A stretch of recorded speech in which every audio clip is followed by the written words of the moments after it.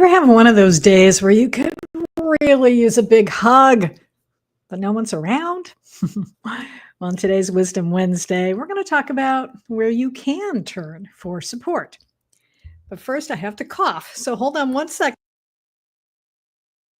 Sorry about that. So I am Gloria Grace Rand, founder of Align to Shine Academy, where we empower women over 50 to embrace their divine purpose and shed limiting beliefs so you can create a life filled with self-love and meaningful connections. And one of the lessons that I have learned in my entrepreneurial journey, well, going over 15 years now, hard to believe, is that cultivating spiritual strength is really your greatest business advantage. Because let's face it, it can be lonely running a business, especially as a solopreneur. You know, if you don't, and even entrepreneurs who have like virtual teams, they're not in the office with them. So you could still be, even though you're not a solopreneur anymore, you still may be running your business by yourself in your office.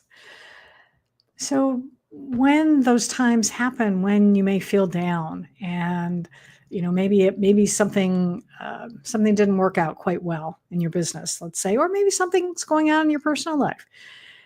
If you don't have someone that you can reach out to right in that moment for whatever reason, you've got to find another way to find comfort. And that's the theme of today's daily word from Unity. And I always base these Wisdom Wednesdays on whatever word shows up in my phone and my email from Unity. And so today's word is comfort. So here's the message. A reassuring word, a hand on my shoulder, the help I didn't have to ask for, a warm hug. These gestures of comfort can make difficult or trying situations easier to bear. No matter the kind of comfort or who is providing it, all the comfort I could give or receive has its roots in God. I receive comfort from others with an open and grateful heart. The care, love, and solace I feel from these dear ones tells me I am not alone and that I matter. And I remember this when I feel the impulse to offer comfort to one who is struggling. I need not strive to find the right words to say because my loving, caring actions are divinely inspired. Whether I give or receive comfort, I feel God's presence in comforting acts. So I want to go back to what I was talking about at the beginning. About first being able to provide comfort to yourself, because certainly it is wonderful when you do have a supportive community behind you. I think that's amazing when you do have family or friends or even coworkers or team members, somebody that you can reach out to and get that support. And sometimes for whatever reason, maybe you don't have that. So who can you turn to? Well, as it mentions, and this is my belief, is that we can turn to God, or if you don't like that word, replace it with one that fits you better, source, universe, higher self, whatever works for you. Energy. But know that and again, this is my belief, that there is a loving energy, a loving presence out there that you can lean on for comfort and support. And all you have to do is just go within.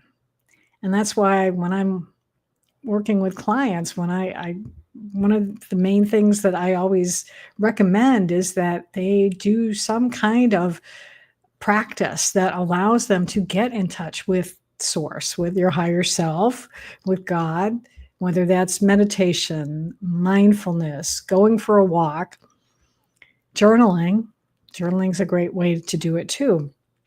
And all of these things are, number one, they're ways that can help you to develop a relationship with your higher power. And so that then when you have these difficulties that come up in your life or your business, you can call on, and prayer. I mean, this is why a lot of people love prayer. But sometimes it's also just reassuring yourself, the little girl or the little boy inside of you who may need some reassurance. And I'll share a quick example of this morning for me. So I was out on my morning walk, and I had just finished listening to something called The Pulse, and it's from Gene Keys. And it was kind of talking about looking at your shadows and how sometimes your shadows can make you be a victim. And one of my particular keys, go to genekeys.com and you'll find more information about this. I can't go into it right now. But anyway, one of my keys, my shadow is provocation. So thinking that, oh yeah, so when somebody provokes me, yeah, I can certainly assume that victim role.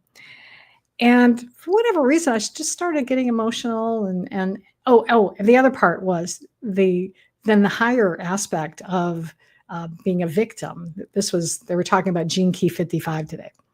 So victimization is the shadow. And then the higher aspects are freedom. And so I was like thinking, how, freedom is something that, I would love to be able to be free and be free of that victim state and to be really free to be me. And I started remembering this old song, Free to Be You and Me. Google it again. But again, as I'm thinking of this, it's like all of a sudden I started getting emotional, and I realized that part of me, my little girl inside, was scared to be me. Was scared, still scared, even after all these years and all the work I've done. I've done a lot of personal development work on myself, a lot of healing work on myself, using different modalities, and including light language, which is something that I do for clients as well as myself. And I just had to. I didn't actually hug myself physically, but I sort of had to calm my inner child down and say, it's okay. I've got you. You can be yourself. You have been yourself, and you don't have to be afraid. And I think that's so important to know that we do have this power that we can comfort ourselves. If we can't reach out to anybody else in the moment, we can still comfort ourselves. But it does take practice, and it takes presence, and it starts with cultivating this relationship. And that's where it gets back to doing things like practices like meditation or mindfulness and journaling and prayer, whatever practice you have that works for you, that helps you to really forge that strong connection. And also the beautiful thing about this is that the more you connect with that higher self or higher power, then the more often you're going to start receiving guidance for your life and your business. I mean, I've been journaling, and all of a sudden an idea will pop in when I'm just sort of free flow writing, and it's like, ooh, that's a good idea. Or I'm meditating. I mean, I've had wonderful ideas pop into my head. Well, it's how my book, Live, Love, Engage, got written, because I was in the middle of a meditation and this idea popped in my head that said, you should write a book about love. And I was like, what? But it worked. And yes, oh, absolutely. You know what? I'm gonna see if I can put this up here. Joanne just commented that self-care is part of comforting yourself. Yeah, you're right. Thank you. Thank you for that reminder. See, you just comforted me today by participating, and I appreciate that, because that's what friends are for, as the song goes. But yeah, self-care. Yeah, it's because when you are taking, I mean, the word care, you're caring for someone. And so it is a way to be able to provide comfort to yourself. So I think that's probably going to do it. Actually, I don't think I even have anything else to say about this. So just know that, oh, actually I do have one more thing. Yes, my higher self is telling me to remind you that you are never alone. Because let's face it, we all have this voice inside our heads, So that's one way to be not alone, although sometimes that voice can be critical. And I will tell you, if you're hearing a critical voice, that's your, some people say it's like the little self, some people call it the ego, but it's not your higher self. Your higher self is the one that's going to lift you up, and it is going to inspire you, and it's going to give you wonderful ideas to move forward in your business or in your life. So that's the voice you want to listen for. And that voice is quieter. And it does require that connection because, with this other voice gets jabber, jabber, jabber. So you've got to be able to put yourself in a place to be able to hear that quiet voice. So that is, one of the things I do in the morning too. After I meditate, I journal. So I do my three things I do in the morning. I go for a walk and I'll listen to something inspirational. I come home and I meditate, and then I journal. And so I've got 3 opportunities right there to be able to connect to my higher self. And it's been freaking amazing to be able to do that. So I hope you can find what works for you. If mornings aren't good, maybe do it at night. You have to experiment and figure out what works best for you. But I encourage you to do something and share in the comments. Let me know what you do, because I would love to see, and we can all learn from one another, because maybe you've got a wonderful, great idea that could help me. So, one last thing I want to share with you, the affirmation.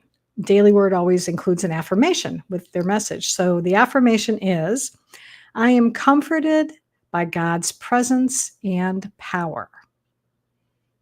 You want to write that down? Let me say it again. I am comforted by God's presence and power. All right. Thank you for being with me today. I so appreciate you. And I will be back again next Wednesday with some more practical advice from a spiritual perspective. So, have a wonderful week, everyone.